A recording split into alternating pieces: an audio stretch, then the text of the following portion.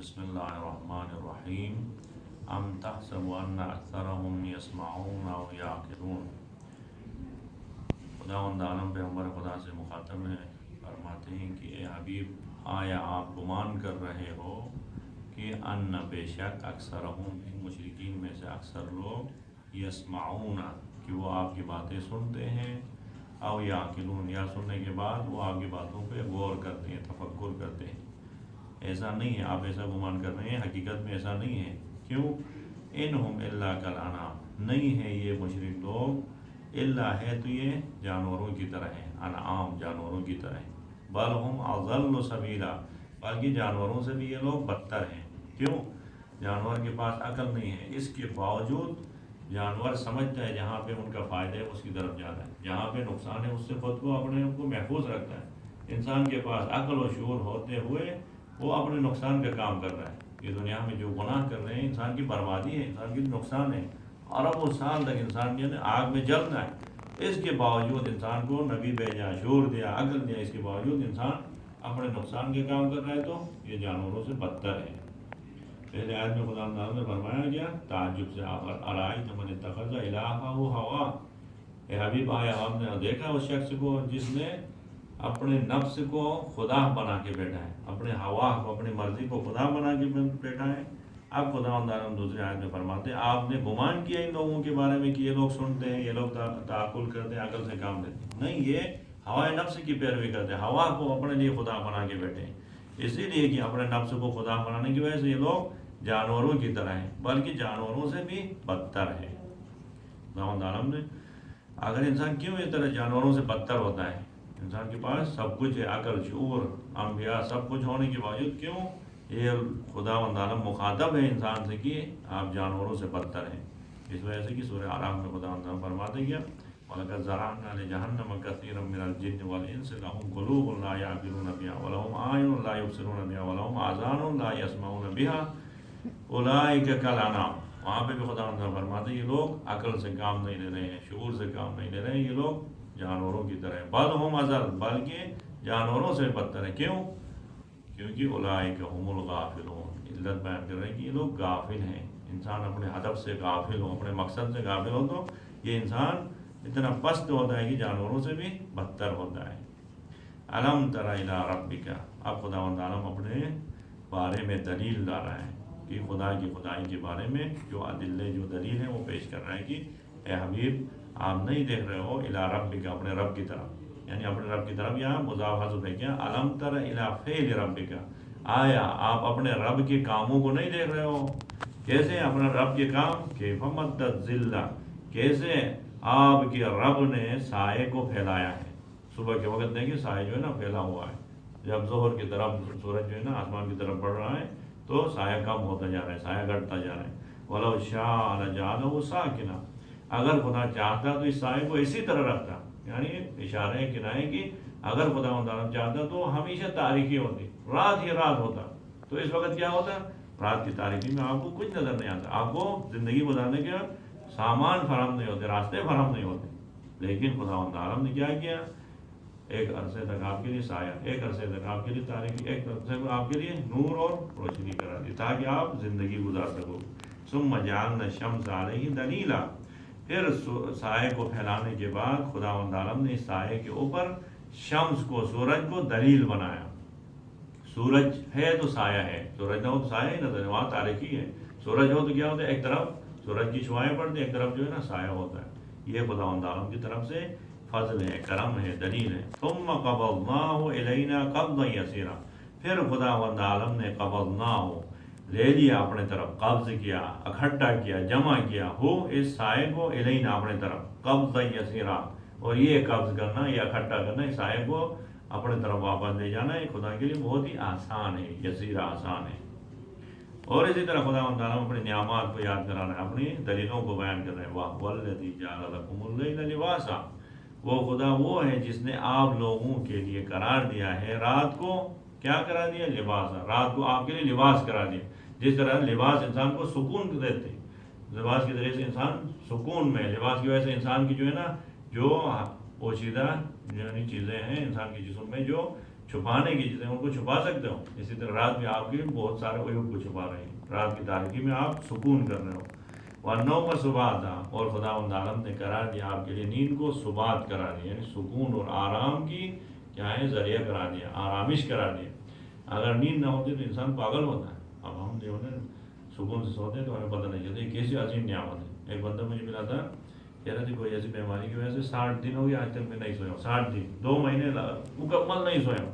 کہہ رہے تھے یہ آنکھیں میرے باہر نکلنے کی نزدیک ہے اور دماغ میرا پھٹ رہا ہے، وہ دوائیاں کھا رہا ہوں، اس کے باوجود نیند نہیں آ رہی. نیند بہت عظیم نعمت ہے،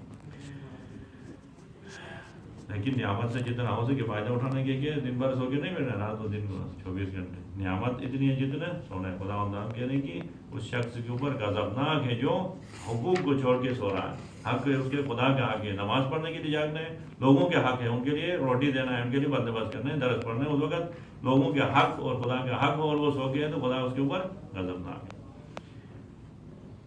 وَجَعَلَ النَّهَارَ نُشُورًا، اور خدا عالم نے قرار دیا ہے نہار دن کو نشورا، یعنی منتشر ہونے کا ذریعہ قرار دیا. دن میں آپ منتشر ہو رہے ہو، کوئی جا کے کاروبار کر رہے ہیں، کوئی جا کے آفس میں بیٹھ رہے ہیں، کوئی جا کے درس پڑھ رہا ہے. یہ منتشر ہونے کی وجہ سے لوگوں کی زندگی آگے بڑھ رہی ہے اور رزق روزی کما رہے ہیں.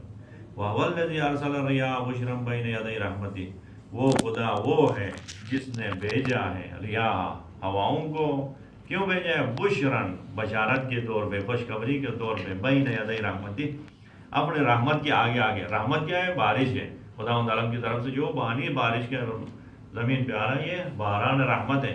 اب بارش کے ہونے سے پہلے خدا عالم ہواؤں کو بھیجتے ہیں تو وہ ہوا بادل کو لے کے آتے ہیں اور انسان کو امید پیدا ہو رہا ہے کہ اب بارش ہوگی اور قحط سالی ختم ہو جائے گی. یہ یعنی یہ ہوائیں جو ہے وہ خوشخبری ہیں انسان کے لیے. وَأَنزَلْنَا مِنَ السَّمَاءِ مَاءً طَهُورًا، اور ہم نے نازل کیا ہے من السماء اوپر سے آسمان سے مان پانی کو طہورا جو پاک و طاہر ہے آپ کے لیے. طہور ہے یعنی مطہرات میں سے، خود بھی پاک ہے، آپ کو بھی، دوسرے نجاسات کو بھی دور کر رہا ہے، پاک کر رہا ہے. کیوں اس پانی کو نازل کیا؟ لِنُحْيِيَ بِهِ بَلْدَةً مَيْتًا، تاکہ ہم زندہ کریں بھی اسی بارش کے پانی سے بلدۃ میتا، اس مردہ زمین کو جو ابھی یعنی دیکھو یہ کوئی آثار زندہ ہونے کے نہیں تھے، لیکن بارش کے پانی کے بعد وہاں سرسبز ہے، گلزار ہے، وہاں پہ جو ہے نا پھول اگتے ہیں، وہاں پہ میوے اگتے ہیں. وَنُسْقِيَهُ مِمَّا خَلَقْنَا أَنْعَامًا وَأَنَاسِيَّ كَثِيرًا، اور ہم پلا دیتے ہیں وہ اس بارش کے پانی سے مما خلقنا، جو ہم نے خلق کیا، انعامًا جانوروں کو، جو جانوروں کو ہم نے خلق کیا ان کے لیے پانی کے بندوبست کرتے ہیں. وَأَنَاسِيَّ كَثِيرًا، اور لوگوں میں اکثر تعداد کو ہم اسی پانی کے ذریعے سے سیراب کرتے ہیں.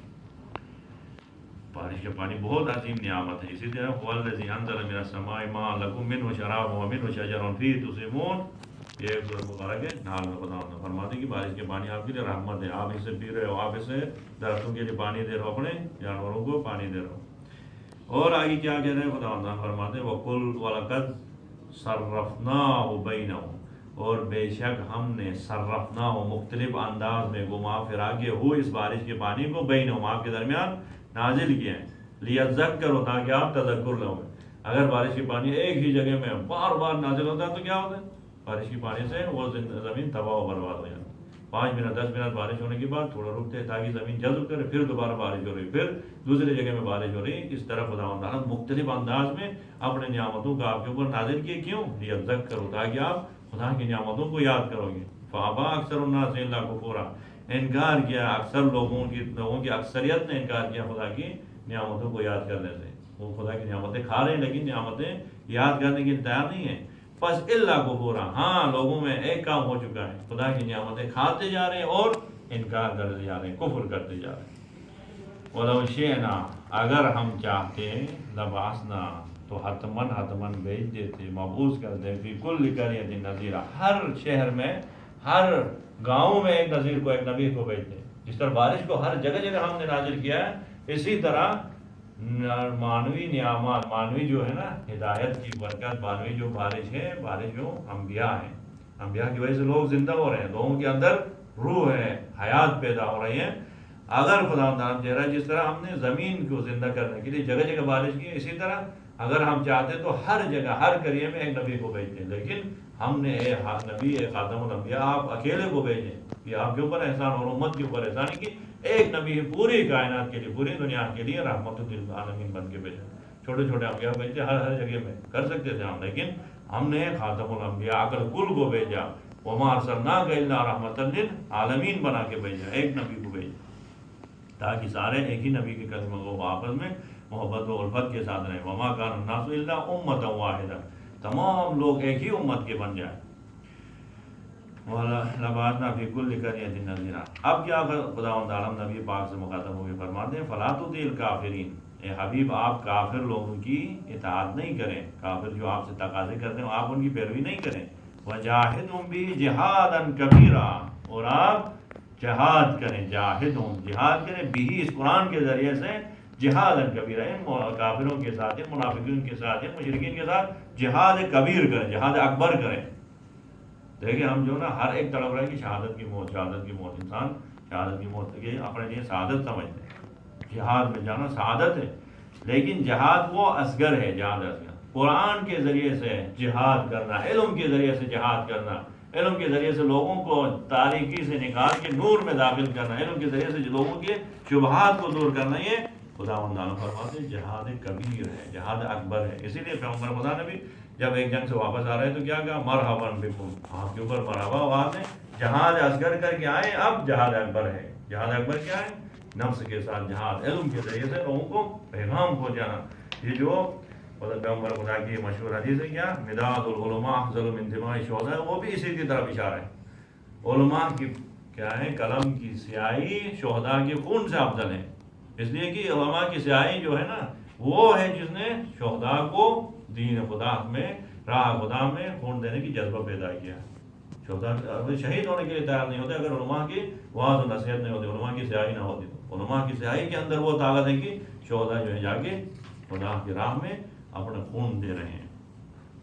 وَهُوَ الَّذِي، وہ خدا وہ ہے مَرَجَ الْبَحْرَيْنِ، جو اس نے دو سمندروں کو ملا دیا آپس میں، ایسے سمندروں کو هَٰذَا عَذْبٌ فُرَاتٌ، یہ سمندر جو ہے وہ اشارہ ہے، یہ سمندر جو ہے وہ عذب ہے، گوارا ہے۔